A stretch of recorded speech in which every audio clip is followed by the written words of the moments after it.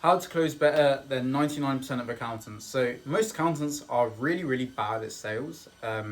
It's mostly because they're good at accounting, but sales really isn't their expertise. And to be fair, it's completely fine. And if you're not good at sales, then it's not your fault.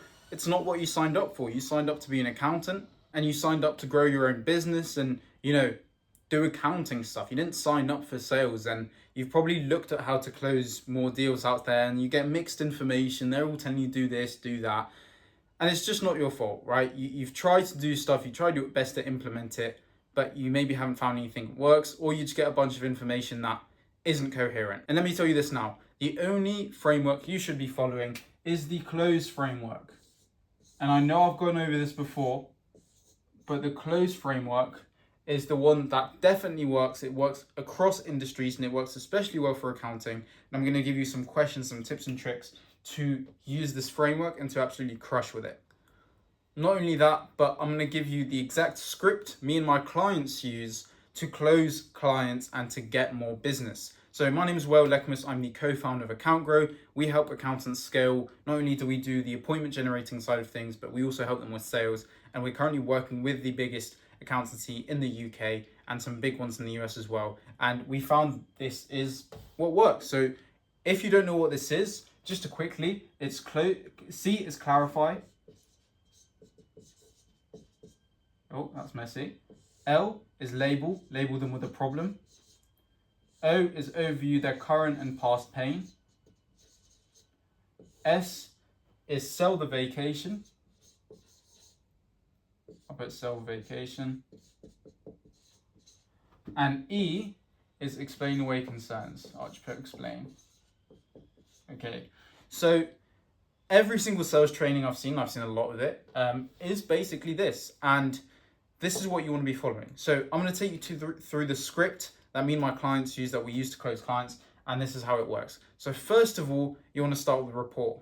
If you want to sound like every single salesman on the market, then you want to say stuff like, how was your day? Look at the weather over here, it's so bad. How are you doing? These are boring questions. You need to get straight to the point, and you need to break their pattern a little bit. You want to ask questions like, tell me about your day, or what have you been up to today? And a trick I've found that really gets people to open up is to tell them something you've done. So for example, one I use is, I just hit a chest day in the gym, feeling super pumped for this call. What have you done today that's exciting, right? You'll ask them, what have you done, right? It's not, how's your day? Because that's going to get a knee-jerk reaction. That's just going to get you the, oh, my day's fine. You want to get like, oh, I did this, this, and that in my day. I did this, this, and that yesterday, right? I had a weekend filled with fun activities that, I spent it with my family, whatever they say, right? But you can't get those non-generic answers from generic questions. You have to ask non-generic questions to get those non-generic answers. So we start off with rapport. Right, next you want to set the frame. So some call it set the agenda, some call it setting the frame. But essentially, this blocks people from going, no, stop asking me questions. Tell me what you do. You don't want that to happen. You just want to jump on, you want to set the frame and say, look, this is what's going to happen on the call, and then I'm going to tell you about my business. So the ones me and my clients like to use is, hi, my name is XYZ. I've been working at ABC company for the last 10 years. I'm the founder of it. I've been running it for the last 10 years. And the one me and my clients like to use is, hi, my name is John. I've been the founder of XYZ company for the last 10 years, and I'm a registered CPA. And the idea of this call is to understand the problem you're trying to solve in as much detail as possible and give you a clear-cut solution of how we'd solve that for you, regardless of whether you choose to work with us or not. Sound good? Top trick there. Sound good? Sound fair? People don't say, no, that doesn't sound good. It's super rare. It's just a human nature to say stuff like, yeah, or to think stuff is fair. So you want to ask those questions. This comes from, what's that film called again? The Big Short? No. The one with the investing stuff and, what's it called? Hold on. Leonardo DiCaprio. I think you guys know what I'm on about. It's the Jordan Belfort, that film, whatever it is. It's from Jordan Belfort himself. He's the one that came up with a sound fair, right? So you want to say stuff like that at the end when you ask the question. So set the agenda and be like, sound fair? They'll be like, yes. I've never had someone say no. And if you get someone say no, it means you didn't say it with enough authority and you were probably stumbling about and you didn't set the tone in the right way. So the second thing you want to do is set the frame. Then you want to jump onto the C of the close. You want to clarify. Oh, that is absolutely horrendous, but we're going to keep it anyway. You want to clarify why they jumped on the call. So if you get people that say, I'm just curious, I'm just shopping around, that's not why they're on the call. They're on the call because they're trying to solve a problem. But you can't cure cancer until you admit you have it, right? The doctor can't cure cancer until you admit you have it. So you have to get them to admit the problem they are trying to solve. And so you can position yourself as that solution for them. If they don't say this, they will not close. So the questions we like to ask are something along the lines of, so obviously you saw our ad or our email or our LinkedIn message, whatever, before we jumped on this call, but ultimately, what was it that motivated you to put this time aside and take this call with me? They'll say ABC, X, Y, Z, right? And then we say, have you tried to fix this already? If so, what have you tried? Then you dig down a little bit on what they tried before, right? And how long has this problem existed? And they'll be like, oh, it's existed for this much time, right? And then after that, you want to go to the L and you want to label them with their problem. And you want to say, so what it sounds like to me is you're currently doing X, Y, Z and it's not working, it's frustrating you. And you'd rather be doing ABC, so you'd rather find a solution to that so you can be doing ABC and not have that problem anymore. So you can have that problem fixed. Does that sound correct? Yes, awesome. They're labeled with the problem. Now we can move on. The next bit is the situation / current setup, just business, right? It's not anything salesy. You just want to find out the stuff you need to know about their business and ask them for it. If you can see I'm sweating, it's a very hot room in there. And it's been really hot weather recently, so I might be sweating a little bit. But essentially, you just want to find out their business. Ask them stuff you need to know. What accounting software do you use? What does your current accountant do? How many employees do you have? What's your annual revenue? Just questions like that.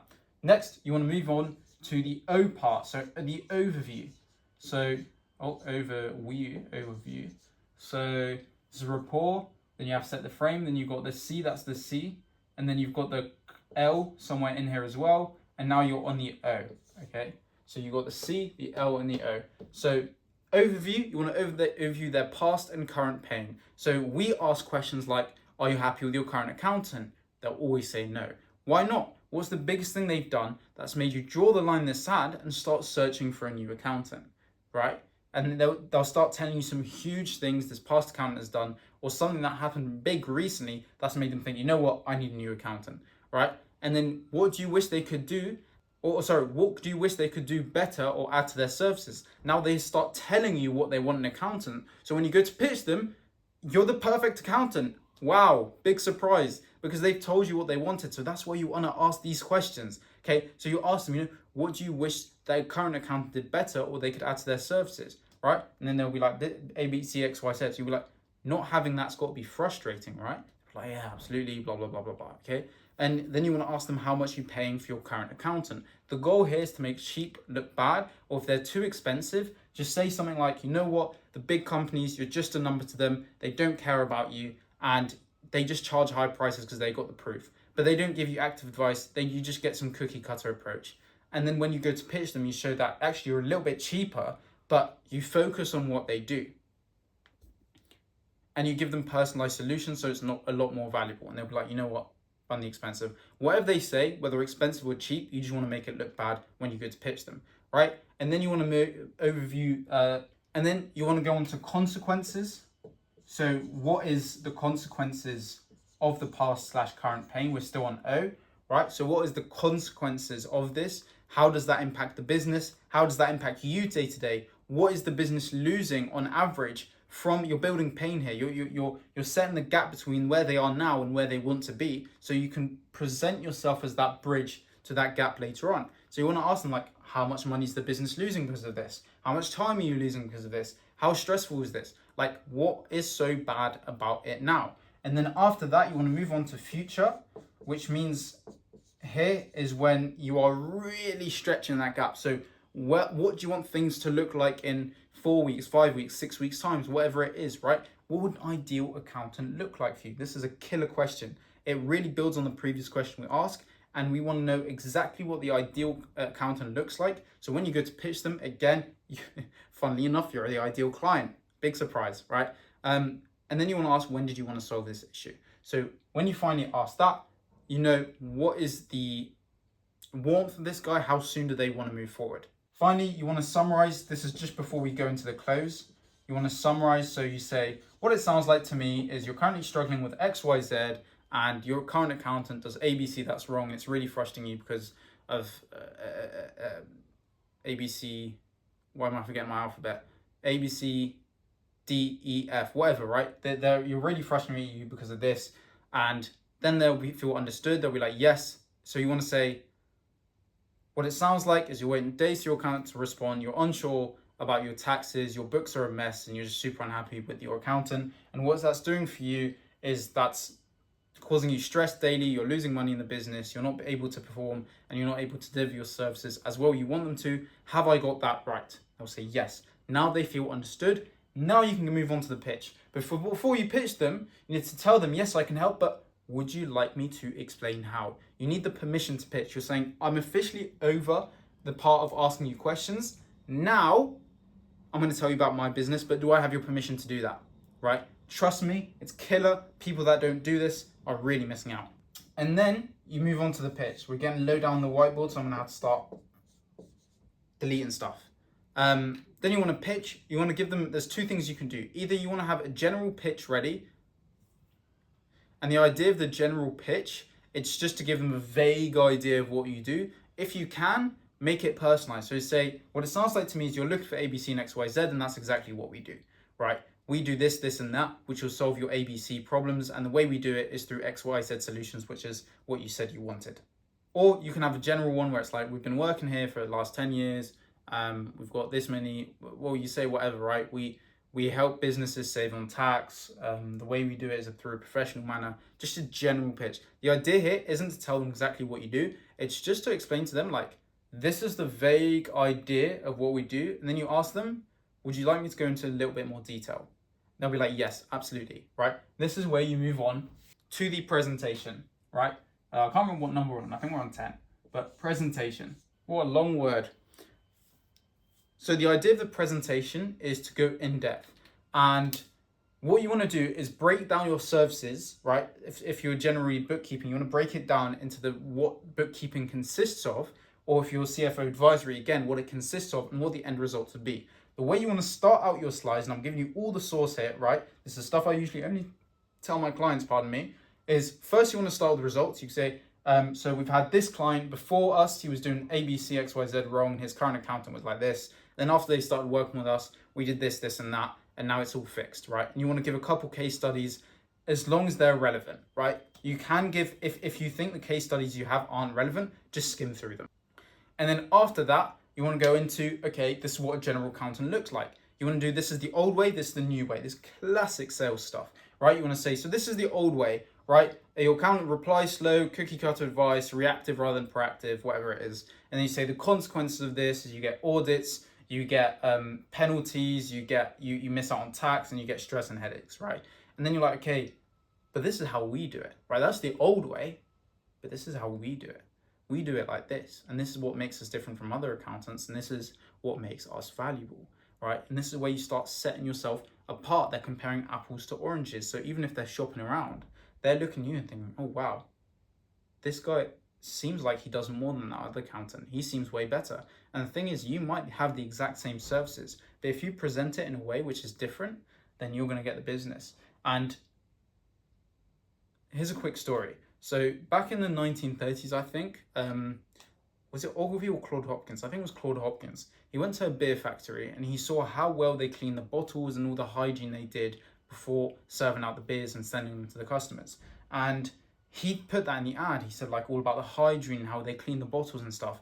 And then the CEO came to me and said, but every beer company does that.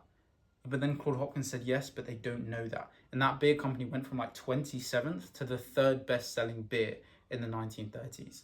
Now, don't quote me on those exact dates. It might be 1940s, 20s, something like that. And it might not be 27th or 3rd, but it was something along those lines. It was like very low down to very high up. It wasn't 1st or 2nd, but it was like 3rd or 4th.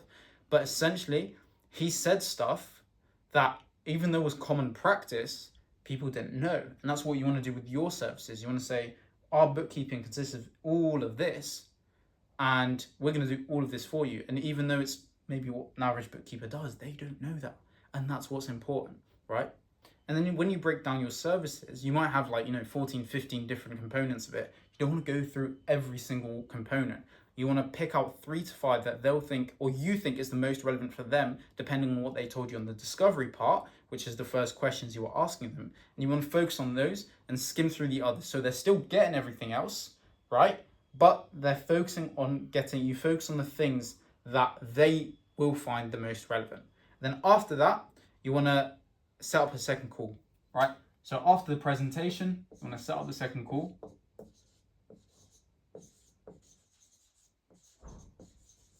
And you want to frame this as a 3-step process. So you say, first of all, what we're going to do is we're going to set up a second call. Second thing we're going to do is you're going to give me viewing access to your books so I can see what's going on. And the third thing, I'm going to walk you through a proposal on our second call. Then you want to set the actual second call up in the call, right? Not off the call, not on an email, nothing like that, on the call. And if they say, oh, we'll get back in touch, we'll loop back around over email, that's an objection. You want to handle that, or an obstacle more accurately.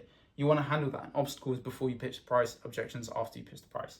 And you want to handle that. So you say, oh, is this not a priority anymore? Do you not want to get this fixed? I thought you were struggling with XYZ tax, right? I thought you were losing on this much money. I thought you were struggling with this much time. Is this not a priority anymore? You want to handle that. And then you want to move on and book the second call on the call. And then on the second call, this is a whole different ballpark. This is closing. I'm going to leave this for a separate video because that needs a whole video in itself. But the discovery side, this is what it wants to look like. And key tips, right, is you want to find out as many objections before you pitch the price as possible. So you want to ask about their previous account and everything like that, so you know how to position yourself differently. And here's a belief I'm going to give you just to leave off the video that you're going to love. Everybody wants to buy from you. They've jumped on this call to solve a problem that you have the solution for. What you're trying to figure out is what's the problem, right? Think about selling weight loss. If I came to you and you provided weight loss and I wanted to lose some weight, you have the solution I want. What's the problem? That's what you're there to figure out. I want to lose weight. You sell weight loss. Sell me the weight loss, right? I want to buy. You just have to convince me that you're the right choice. It's the same with accounting. Just they want to buy. They have a problem. They want it solved. What's the problem? That's what you're trying to figure out. They want to buy. The question is, why not? And that's what you want to dig up. Sales, here's the reason why you always remember the bad sales and you never remember you've been sold any products. Let me ask you a quick question. Have you bought something in the past month? Yes. Do you remember being sold those products? No. Maybe a couple of them, right? That's because I guarantee you, all of them had some sort of sales process to sell you the product, maybe the marketing, maybe the SEO, whatever it is, right? But you didn't know you were sold because the marketing was good, the sales was good. But when the bad salesman tries to sell you something, you notice you want to be the good salesman. You want to be the salesman that holds their hand and walks them to the right decision rather than trying to fight them into, like beating them into submission, into saying, yes, you're the right person. That's what sales is. It's dance, right? It's not a fight. It's not a boxing match. It's a dance, right? And that's what you want to do. And every time you feel like you're beating someone into submission, it means you've gone wrong. So I'm going to leave off this video here. I'll get into closing in another video. Hope that helped. Have a fantastic day. If you want appointments and more sales stuff, reach out to me and my partner. I'll leave a link in the description. We do the full A to Z, and this is just the tip of the iceberg of the type of stuff we teach. Have a good one. Stay awesome. Bye-bye.